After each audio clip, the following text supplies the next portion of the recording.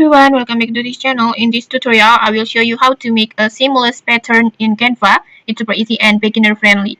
Okay, let's get started. First, just open Canva and then create a new designs, or you can also open your old designs. And then next, just go to apps.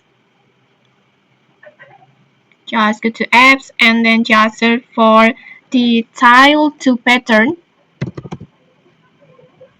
This one. This app, just click on it and then open. And then next, just upload your image that you want to turn into a pattern. For example, I will choose this one like this. And then next, you can adjust the pattern styles over here. And then you can adjust the size, for example, like this. And then adjust the horizontal positions, vertical positions.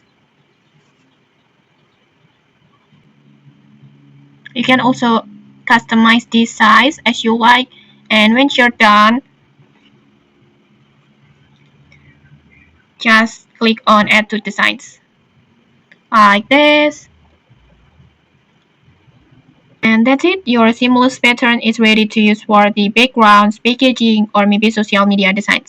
Okay, if you found this helpful, don't forget to like, comment, and subscribe for more tutorials. Thanks for watching and see you.